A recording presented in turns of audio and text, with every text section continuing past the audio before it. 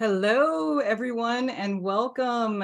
It is time for our June webinar, and we are excited this month to have a combined webinar with our process and performance management group, as well as knowledge management together.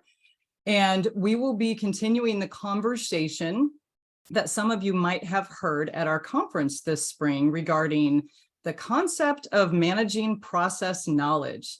And this conversation started a few years ago and has continued, and we're excited to be here today to finally talk about the research and some of the best practices that have been shared by all of you.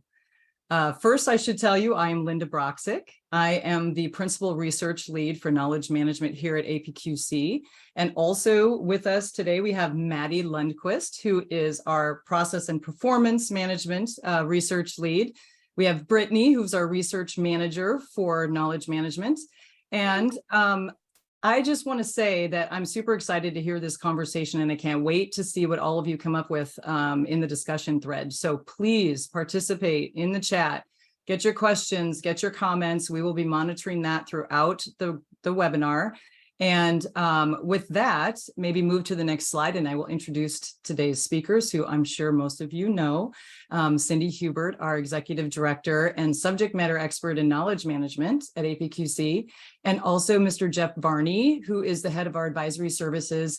And he knows a lot about a lot of things, but in this case, he's going to be talking a lot about process management, and they're going to talk about the integration and the connection between process and knowledge. So with that being said, I'm going to kick it off to Cindy, and let's get started with the conversation. Thanks for joining. Thank you, Lynda. She knows Jeff and I are brevity challenged, and most of you know that too. So we're going to get going. Hey, it's so nice to be here. And Lynda's right. This conversation really started a long time ago. We formalized it a couple of years ago, talking about process and knowledge, process management, knowledge management, and talking about our opportunities and challenges. And it's just been a really fun topic. And so what's exciting today is we get to present to you some research. Now, I know this is important to many of you because, yes, we count downloads at APQC. It's called participation. And you all have really looked at that content. So while Jeff and I are not going to share everything with you, we do want to share with you some things that are top of mind to us and some things that are intriguing us. So as we go through, just again, some definitions, because I think that's a really important piece, as well as how you can make this happen and what the data says on why you should. Jeff and I want to bring to you the lens of knowledge management and process management, because I think regardless of it, it matters where you sit on how you happen to look at the topic of process knowledge and how you manage it and help it flow. So I think that'll be a really fun conversation, and we'll highlight, but we'll again have a lot of things that we'll point to as we go forward. And then we hope to leave you with some key takeaways. We've had a real positive spin on this, and our membership, you, have really come forth and said, yeah, you need to keep talking about this. This does have great, there's great information and gives us a competitive advantage within our organizations to think about it this way. So with that said, I want to start with a poll. Of course I do. And Talene, I'd love for you to help me with this. So we asked the same question at the conference about 2 months ago.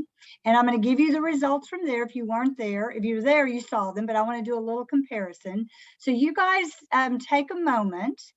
And Jeff, I'm always interested in this because, you know, you get one set of data and then you get another set, and you just never know. So absolutely. And yeah, you know, there's so many different industries, shapes and sizes of organizations. The way that we structure and approach process and knowledge and where that fits relative to strategy, learning and development, IT, et cetera, can vary from organization to organization.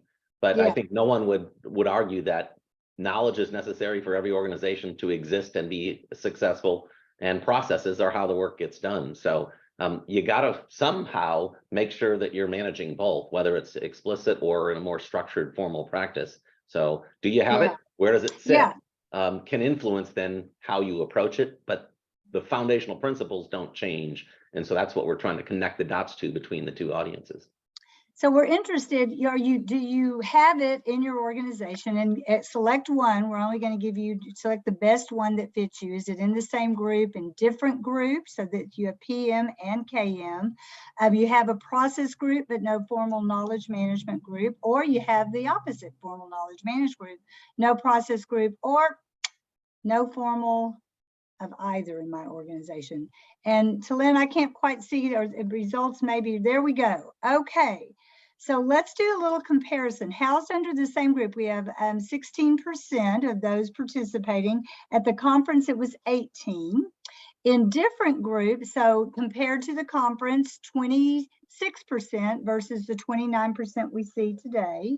27 formal process group, but no KM group. So 20 at the conference, it was 23%.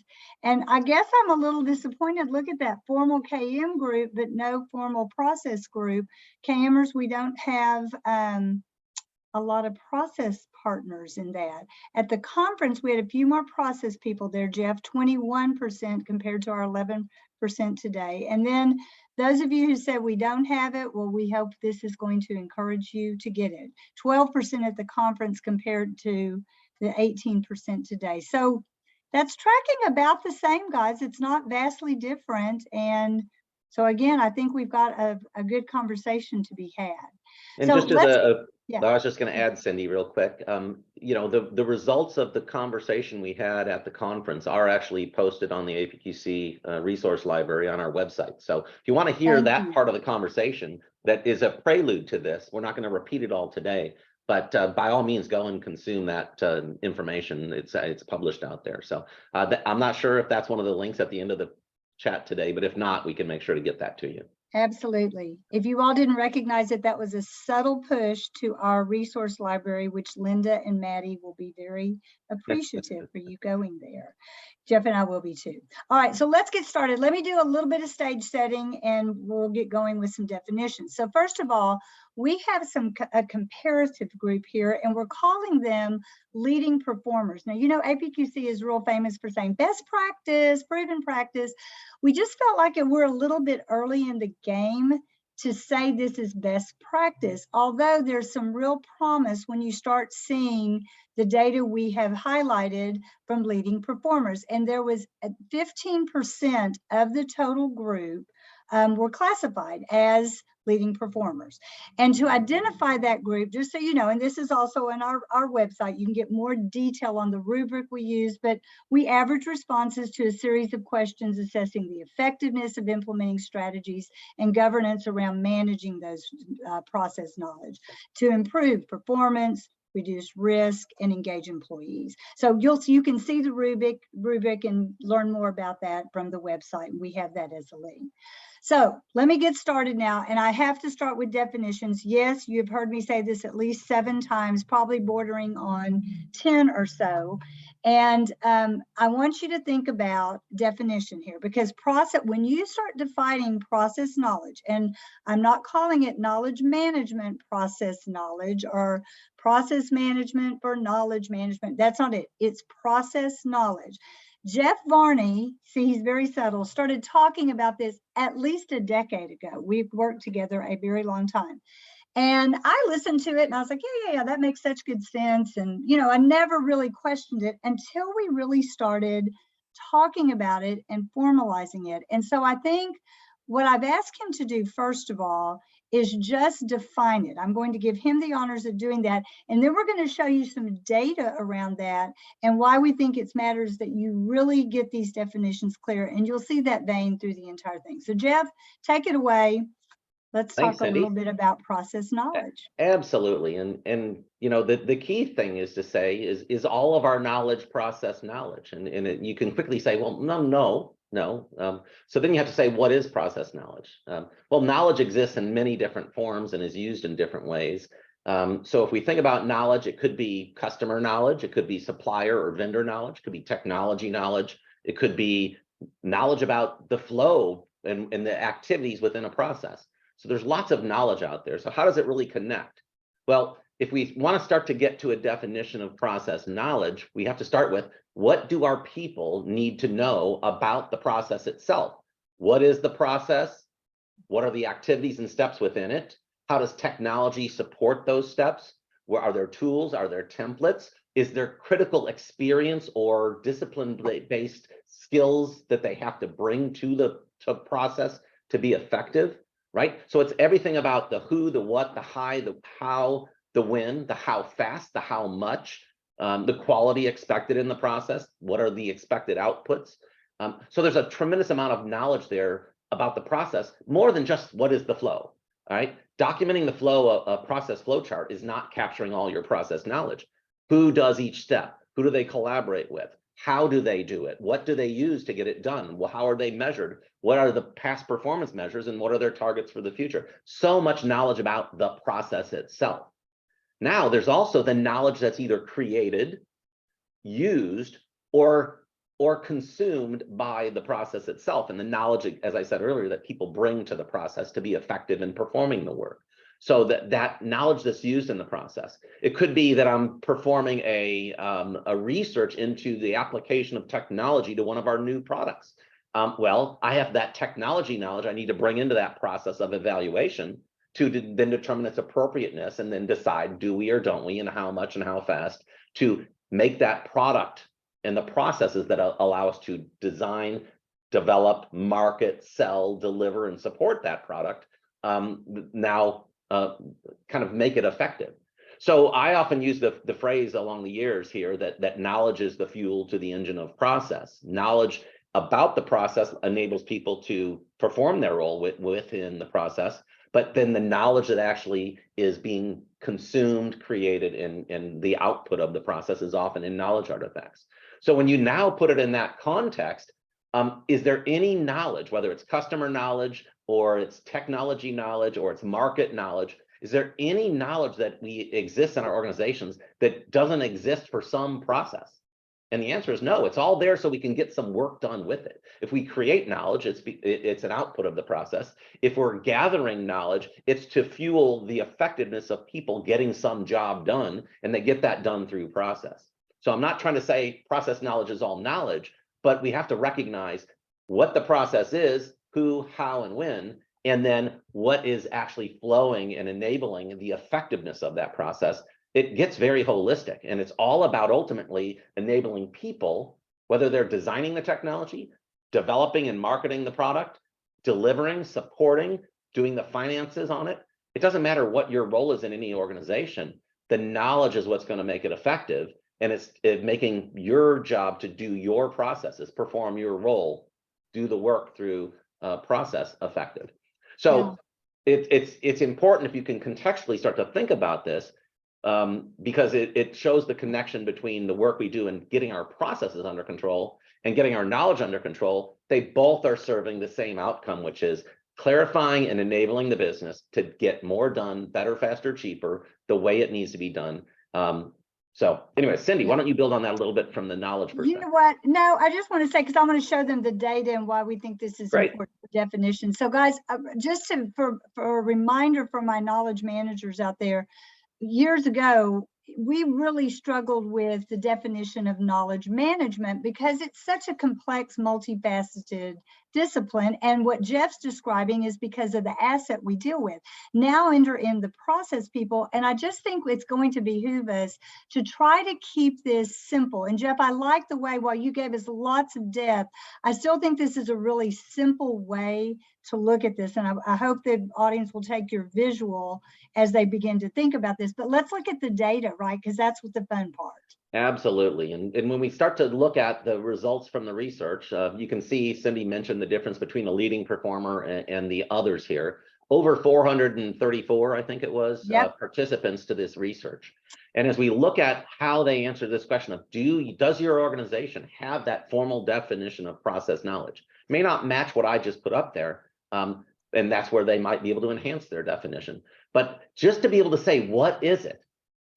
And then you can go into the question of how are we now capturing it? How are we transferring it? How are we ensuring it's relevant and not obsolete? How are we getting it to the people that need that knowledge, whether it's knowledge about the process or knowledge used to perform the process, flowing through the process? Doesn't matter. But if we can't even define what it is, Now we're kind of moving at or approaching a moving target, a kind of an amorphous kind of, So how do we then have confidence that we're managing all the right knowledge about the process or enabling the process? Yeah. From a leading perspective, 15% of the organizations that responded that we classified as leading, again, what they're doing and the benefits they're reporting, self-reporting against how well it's impacting their organization, about 84% of them said we do have a formal definition. And that's kudos. And even 58% of those that didn't say they're necessarily best practice, the other 85% said we have that definition. But then if you look at what it says on the no side there, 42% of the non-leading partners and 16%. Well, what does it mean if they don't even have the definition? It's kind of what I said before.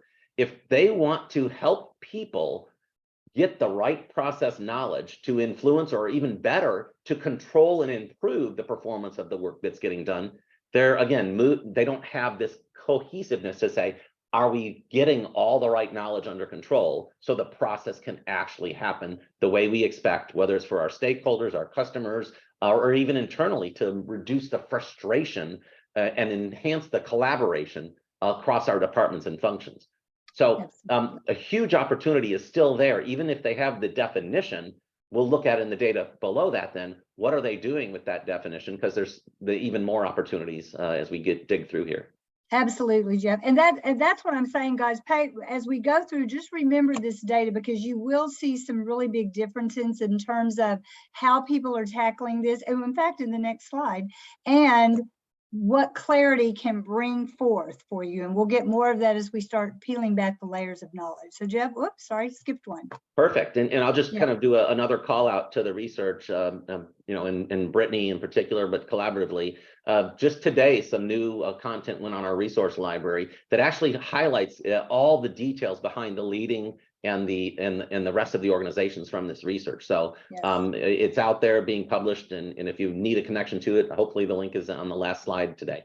But this is looking at the overall, all 434 participants there, because again, while there's some variation between leading and the rest of the organizations, the trends were basically the same. And if you think about it, documenting your processes and your process knowledge, the first step is, what are our core business processes? And that's an essential term, core business processes.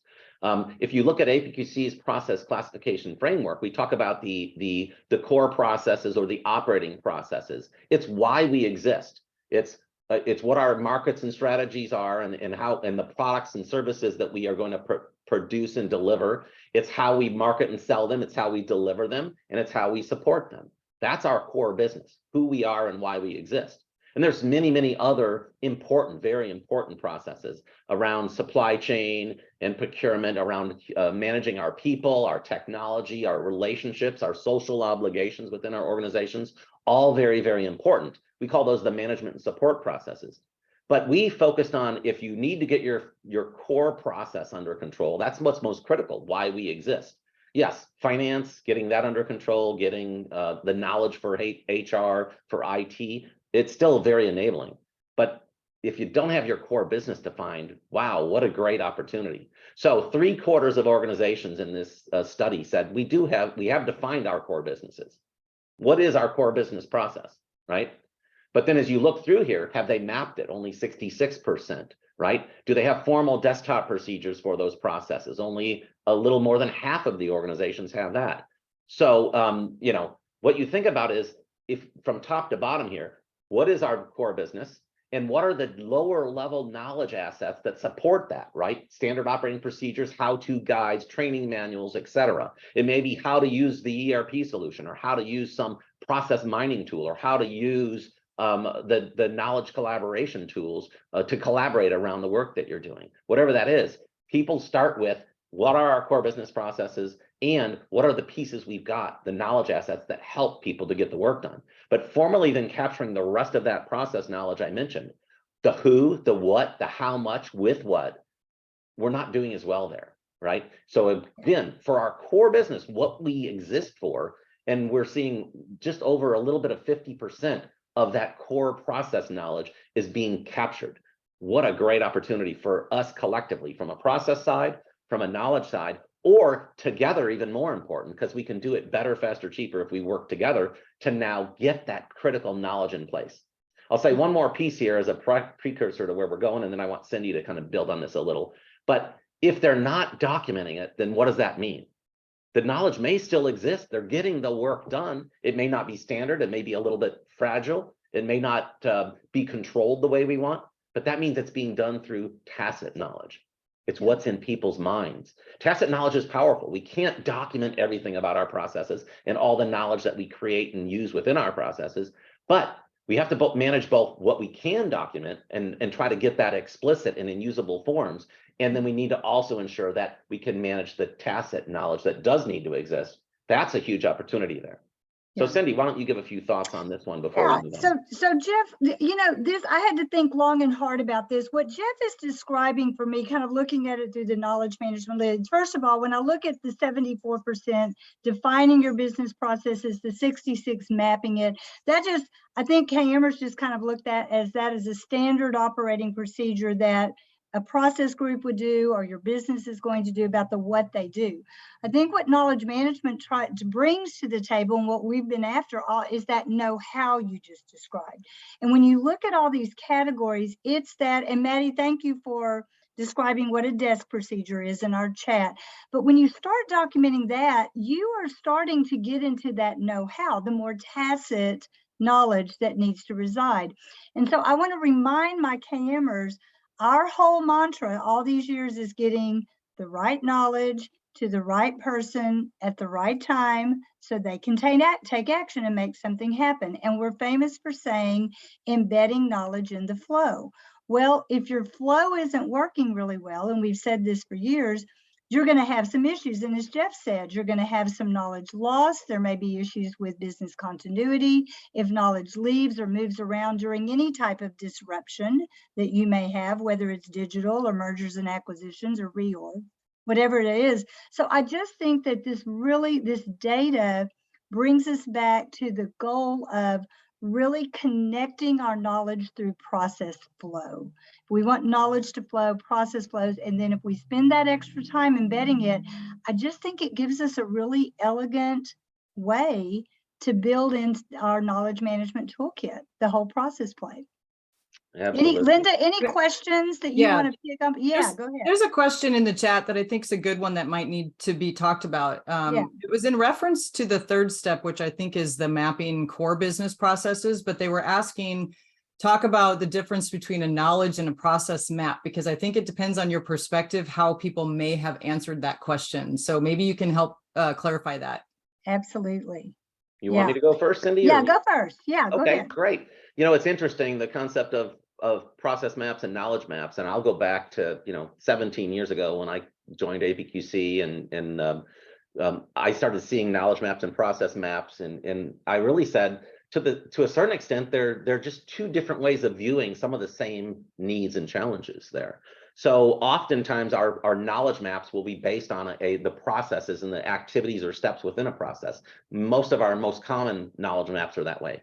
But there are also knowledge maps that look at a department or a function, a discipline, or might look at an organizational unit, and we say, what's all the knowledge that they need? Or we may even look at it across silos and say, what's the knowledge that flows between silos? And we can knowledge map that and do a more detailed analysis on it. But ultimately, why does that knowledge exist is there are processes that people are performing to either create, to use, or to then extend the knowledge itself. So the process map says, here's how I get whatever job is done. And implicitly, quite often, it has this concept of what are the documents that I either get and I need, the tools and templates I need. And so we'll connect some of those knowledge assets. The process people may not call them knowledge assets, but we kind of connect that into what we define for the process there.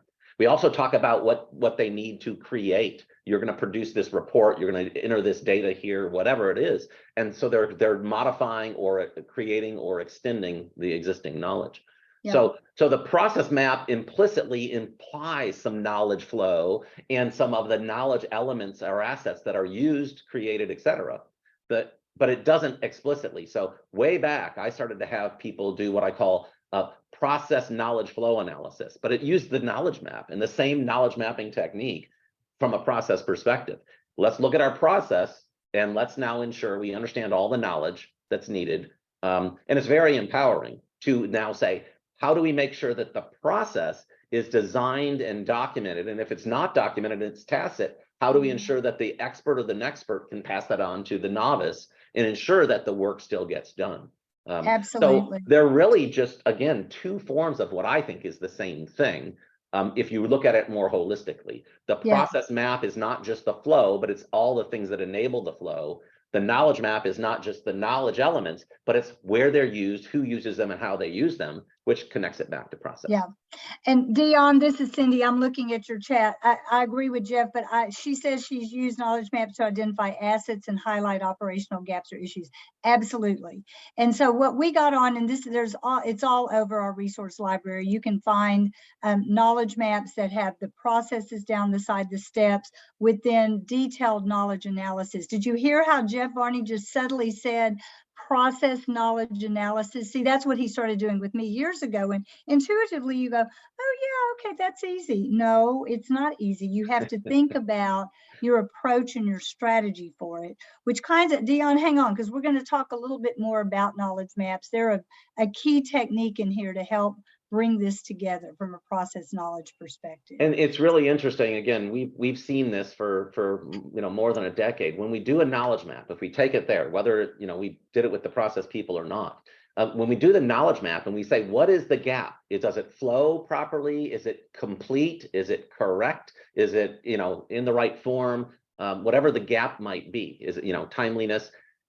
Oftentimes you can't necessarily solve that by fixing the knowledge. You might have to fix the process, or you may have to fix the training and education, or you may have to go in and fix the technology. So the knowledge gap might, the solution, the right solution could be a process change, right? As well as those other things I just mentioned. So knowledge mapping connects people, process, and technology to say, how do I ensure the knowledge is being used properly, created, and flowing properly?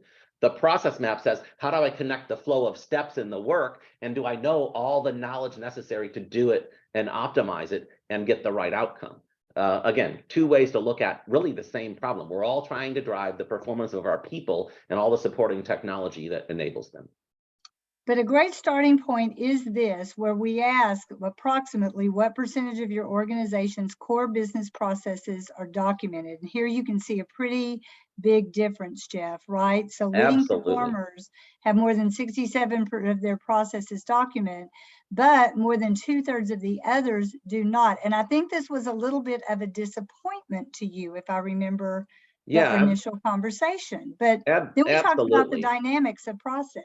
If the core processes are what I just described, why we exist as an organization, if I'm a bank, it's to provide banking services and products, right? Checking account, savings, it could be investment banking. If I'm a chemicals firm, it's to produce the chemicals that support our customers, whether they're to the consumer or whether it's to other industrial processing.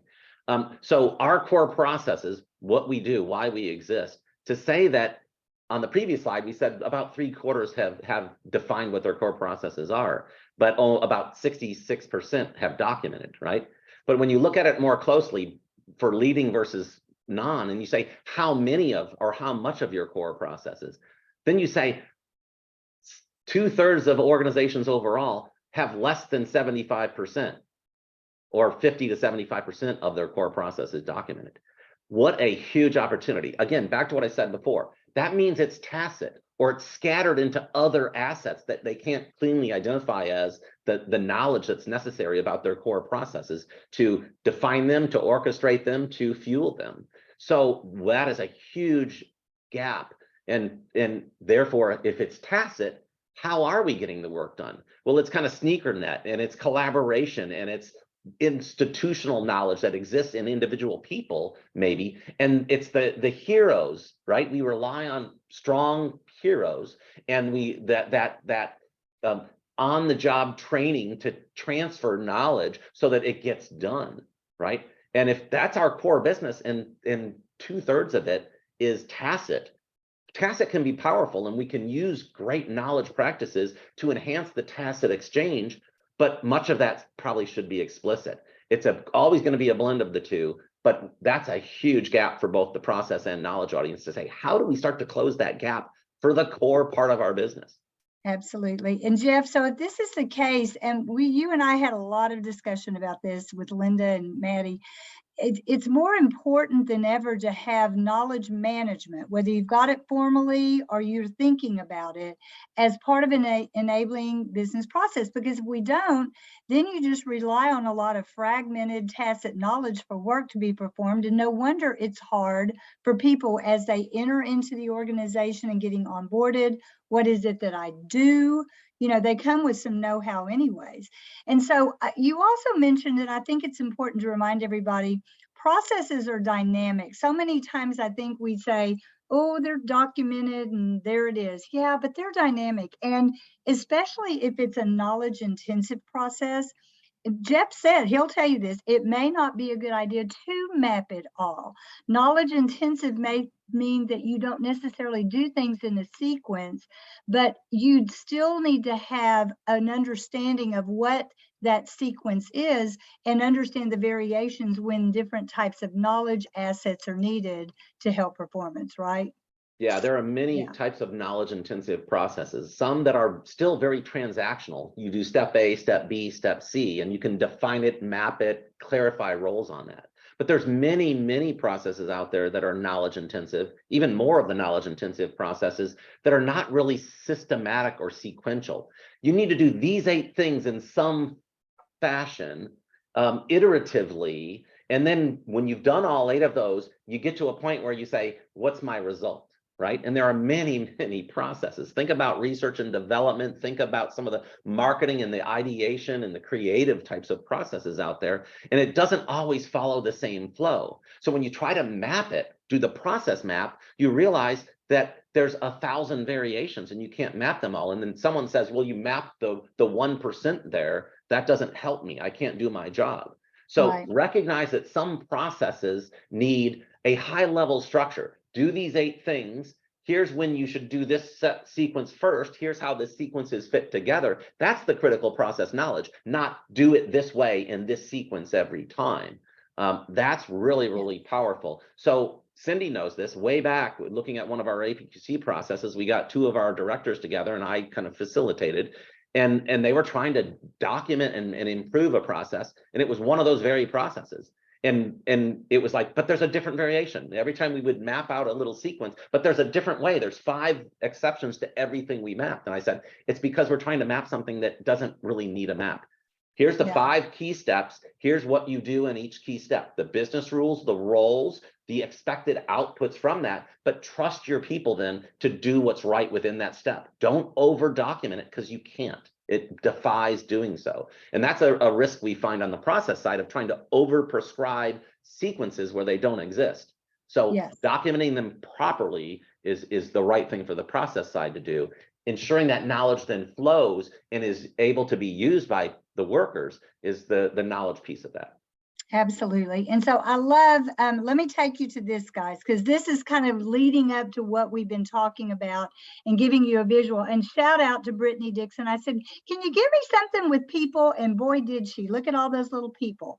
So look, we asked them, to what extent does your organization prioritize explicit knowledge and tacit knowledge related to his process? Tacit being more experiential, a little bit harder, that deep know-how, and explicit, conducive to being written down and stuff, just as we were talking about the what if process.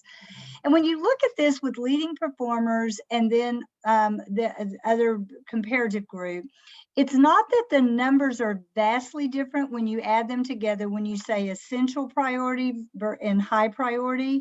But when you say essential priority, the leading performers really take it to heart there. And I think this is where we start teasing out that this really may matter, guys. You know, think about it, where you are thinking about that deeper experiential knowledge. Back in the case, Dion, your question was so good.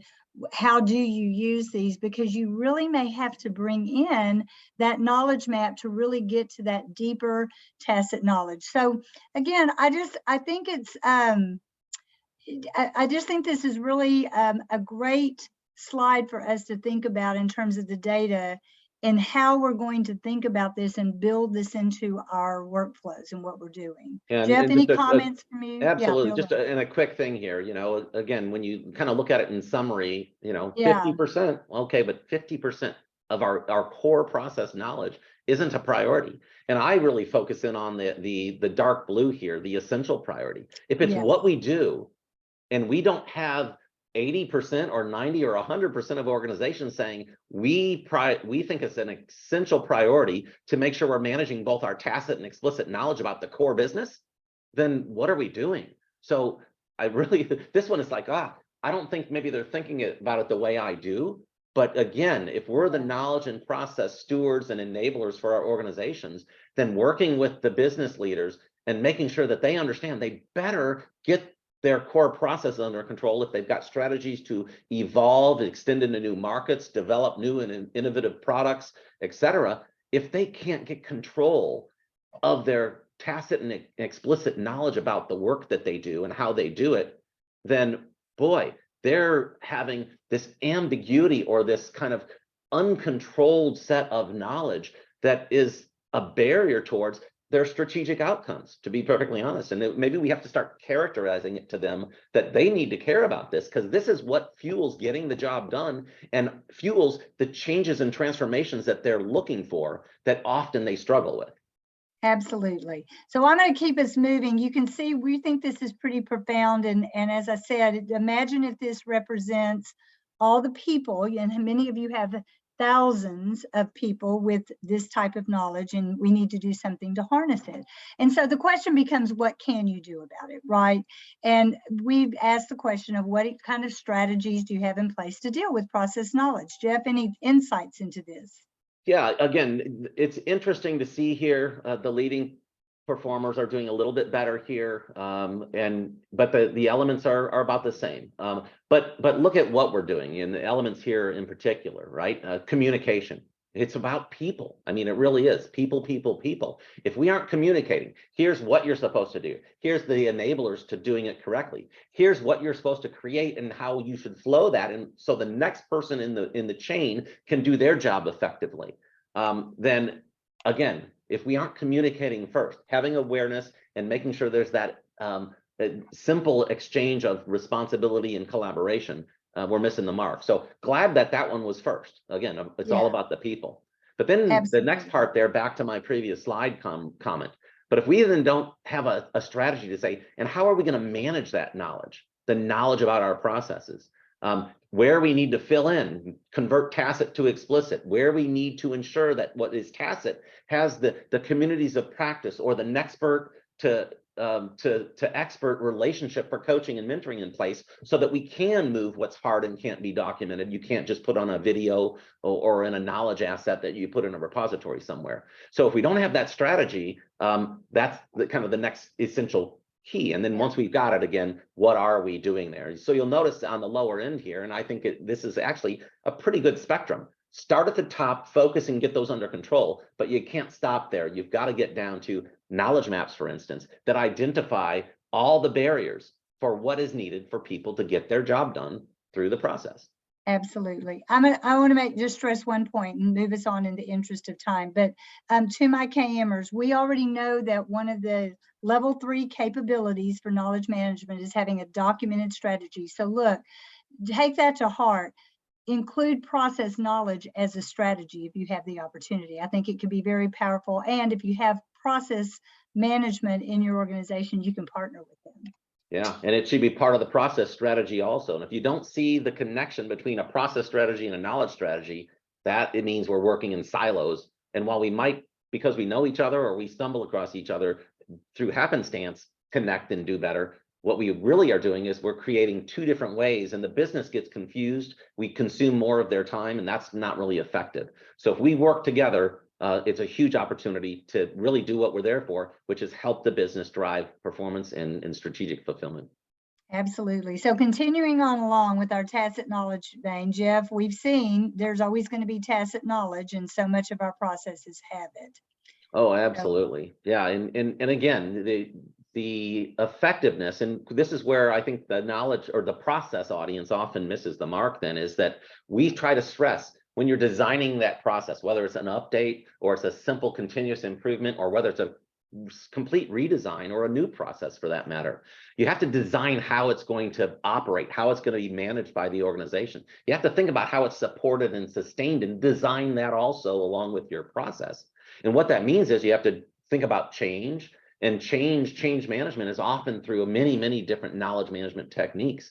But you also have to think about how is the knowledge about that process going to flow and extend to, attrition and onboarding of new people, so they now have the right knowledge. And it's not necessarily changing organically because it's not documented. You aren't training them and onboarding them the right way. So the knowledge techniques out there, communities and expertise and mentoring and other types of things, storytelling, for instance, is a fabulous way from a process perspective to manage the operational side of the process. Now that I've got it, how do I ensure it's lively and the organization understands how to do it and how to evolve it? Continuous improvement is powerful, but there's knowledge that fuels continuous improvement. So how do they know how to do that correctly? Anyways, that's the kind of the process side, I think, here is you got to think forward to how is the business actually going to manage this process, and knowledge is an essential component to doing so. Yeah, it ties back to the strategy before, guys. I think effective transfer of tacit knowledge, when you're trying to embed it and get people to understand it, use it, apply it in the same context or different context, it has to be very deliberate. And so I think when you look at, we've shown you total population, but when you see our leading organizations, they're more likely to do this in terms of making sure the expertise is embedded in a very specific way as people are doing the work. So I think, and then I said, well, you got to have roles to manage all of this, right? And this, we asked this question and we brought this up for us because my first comment was, oh my gosh, this is all over the place. And the question becomes, is this the same team? Are you working together? Gosh, is there a competitive nature in trying to get this? So I think the key point is here, no one should expect to do everything Jeff and I've been describing all by yourself. This is a team sport. And I think you have to be a little bit clearer, Jeff, about what you're doing and how the roles work together and collaborate in all of this. Yeah, absolutely. And I had a couple of observations on this. For instance, recognize your process management and improvement teams are kind of the top for most of these, right? For both groups. But if you look at the others here, number one for them is process owners, right? They're responsible to manage the life cycle of my process knowledge. To say it's that person's job, it's not all of our job, is kind of what concerns me a little bit there. Because if you think about it, who's using the knowledge? How do they know whether the knowledge is effective? How do they know the process design, the tools and technologies that are used within that process are effective and used properly? It's the frontline employees, it's the subject matter experts. So great to see the subject matter experts up there. Yes. But I was really disappointed that there's not more engagement and recognition that your frontline employees that are doing the work day to day, they're critical to help you manage that process knowledge. What's flowing through the process, absolutely, that's their job. Creating, using, and extending it, and letting you know if it's obsolete and needs to be fixed. And if you aren't engaging them, that's a big miss. But then again, it's back to what Cindy said. It's really a team sport, and we really need a blend of people working together. We can't rely on any one group to manage our process knowledge for us. Yeah, you look at the third from the bottom, we're looking at the knowledge management teams, the content authors, communities. So those are very KM-ish things that our leading organizations have intertwined. And I'm really glad, I know Lynda and Maddie are going to continue some discovery in various ways along this data, so we can get a little bit more better understanding of how these roles play together and what we're really doing. So you're not doing duplicative work. But I will just stress one point that Jeff said is the business roles have to be responsible for the knowledge, whether it's process of the knowledge of the process or the knowledge that flows through the process. So you've got to figure out that governance structure. Lynda, you got a comment from chat? Yeah, it was actually about what you just said as well. And Jay put a comment in there that said, shouldn't process managers facilitate the process? They can't know everything about the business, right? So I think you just made that point by saying that it's really about a partnership with the business roles and those process managers, which I think is sometimes a misunderstanding is, well, you're a process manager. Shouldn't you know this? Shouldn't you own this? And Right. it's about the partnership between the facilitation, right, and the business, right, working together, the expert in process versus the expert in the business itself. So Yeah, and I it's thought that was such a a great great call point. out. Yeah. Yeah, it's a great point. And we've been saying for a long time, and all of our process research is really pointed to this also. The process owner, I often use the analogy, they're the manager or the coach for the sports team, or the orchestra conductor for the orchestra. They're not experts in playing all the parts. They may, but they are there to make sure all the parts or the sections come together and they have the cohesiveness of the team there. So that facilitating, orchestrating, guiding and nurturing, there's a lot of different roles for a good process owner, but the process owner isn't necessarily the expert. They're not the doer. They need to bring the doers and the experts and the technologists and the folks that can enable together and make sure they all work together. And I want to call out one of our chats Juan, thank you so much. He said, I would suggest adding the utilization of FMEAs, failure mode and effects analysis. Juan, I hadn't thought about that, to ensure that we thoroughly understand how processes can fail, as well as potential impacts and necessary controls. It could point out some knowledge gaps too. In our process training, we have process analysis training, and in there we talk about FMEA, right? When you're designing your process or you're trying to improve your process, you need to understand what can go wrong, and then you have to decide, can I mitigate it? In other words, can I kind of eliminate it? And if I can't mitigate it, I can only lessen it. Then what can I do from a process design perspective to then know how I'm going to deal with it if it happens, if there's a problem? And so that's an effective part of good process design, and it's part of our training at APQC that we give to organizations. Absolutely. Okay, so look, we're on home stretch. We've kind of given you this overview. Here's process knowledge, what we see in the documentation, the importance of tacit knowledge. So we just have a real personal question to ask each of you, another poll, if you will, on how effective right now do you think your organization is at managing process knowledge, regardless of the roles you have in place? How well do you think you're doing? Just give us an insight. This is all anonymous, no publishing at all. We just want to know. We'll give everybody a chance to do a single choice. And Talene, you'll let you see how it's going. I can't see how the numbers are adding up. Here we go. Look at you guys. So there's 3% of you. I want to check because you said you're very effective. I'm going to find you. Somewhat effective, 33%. Guys, very good. You make me proud.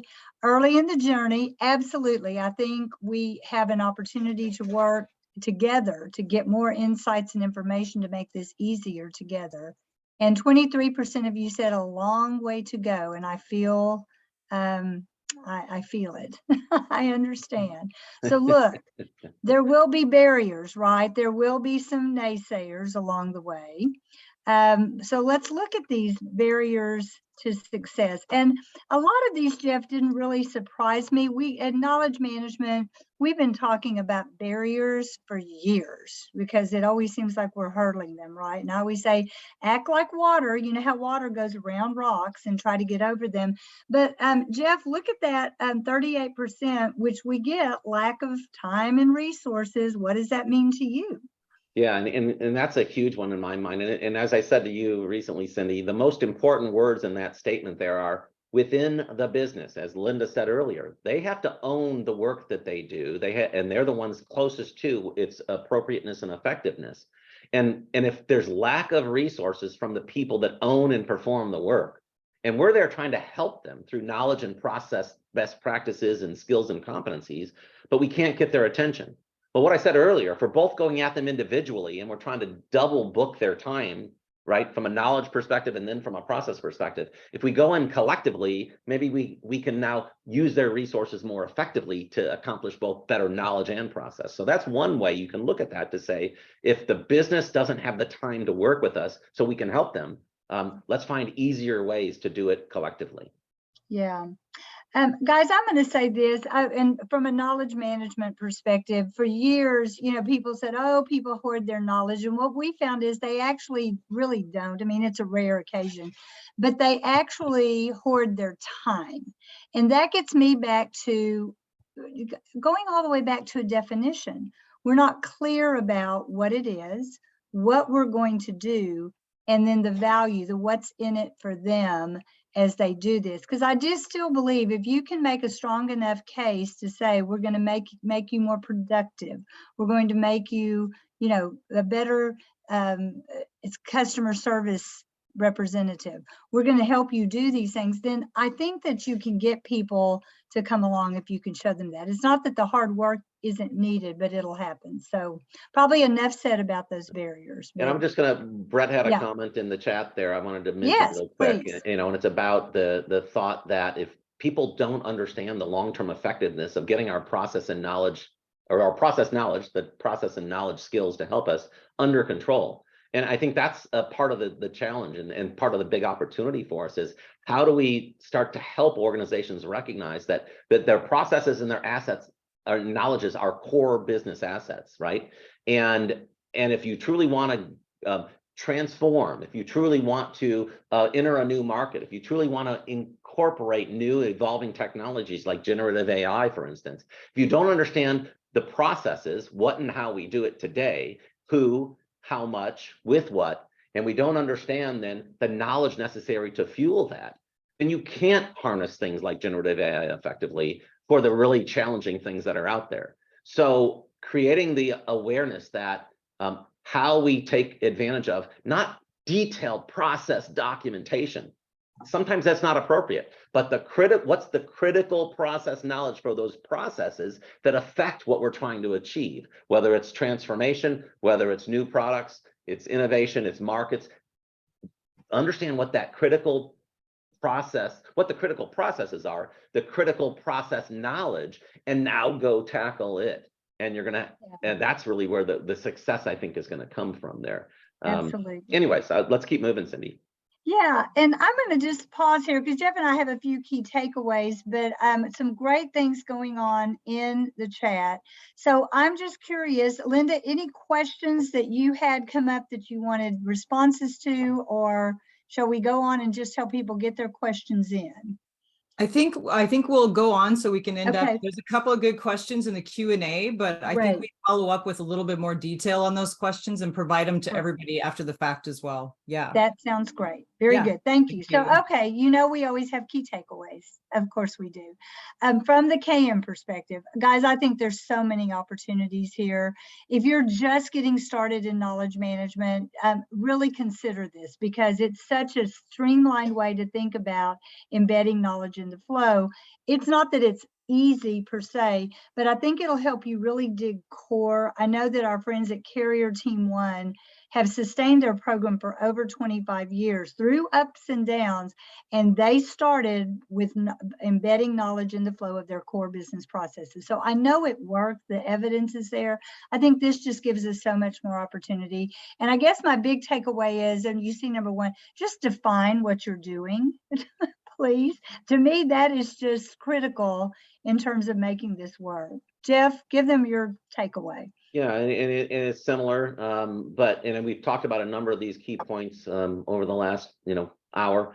I think ultimately it comes down to the fact that if you only think about your process, you're going to miss some things. If you only think about your knowledge, you're going to miss some things. But you think about how process and knowledge naturally fit together, and they enable each other, right? If I know there's a knowledge gap and I want to figure out how to transfer it, there's a process for how you do that, right?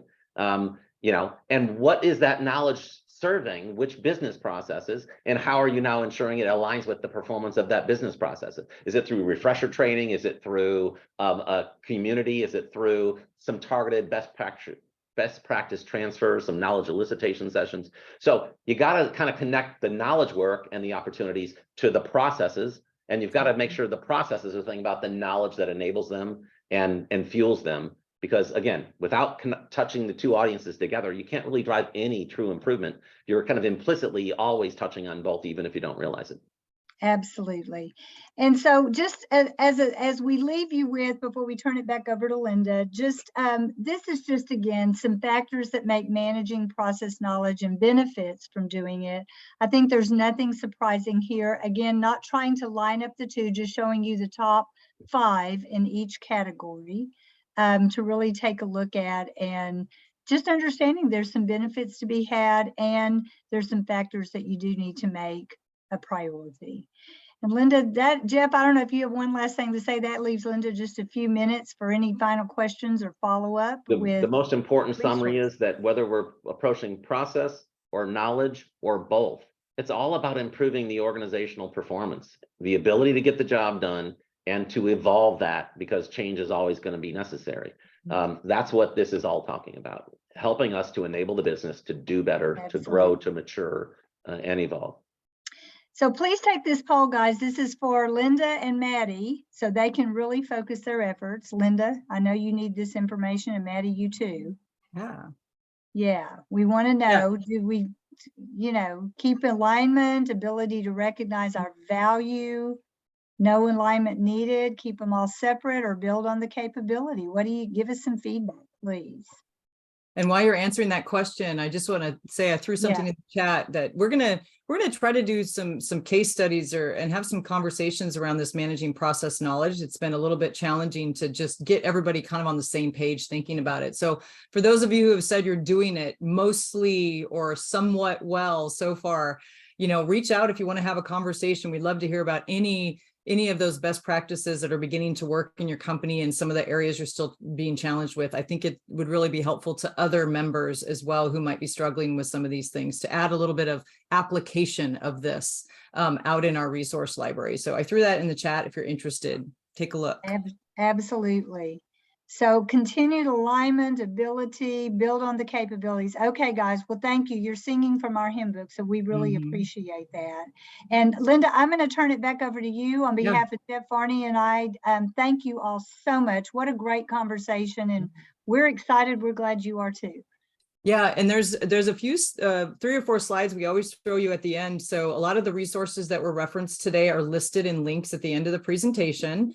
So they're there. The other thing too is always keep in mind the upcoming events that we have. We're going to be focusing a lot on maturing programs throughout the rest of the year. So look for some themes in our webinars. July, we're going to talk a lot about assessing and maturity and talk to some really mature companies in KM. So if you're interested, check that webinar out. Also, there's a training opportunities slide too. So these are just reminders for you, and you will receive this slide deck. There will be a recording of the webinar, and we will make sure that all of the questions in the chat and the comments are captured as part of our summary, and that these questions get answered for you and for everyone who was on the call today. So there's a couple of deep questions. So I think we need to put a little thought into those answers before we get back. But with that, I show the bottom of the hour. So we made it through, and thank you everyone so much for joining. What a great discussion. Thank you, Jeff and Cindy, and everyone, please have a wonderful rest of your day or evening, wherever you're located in the world. Goodbye, everybody. Bye.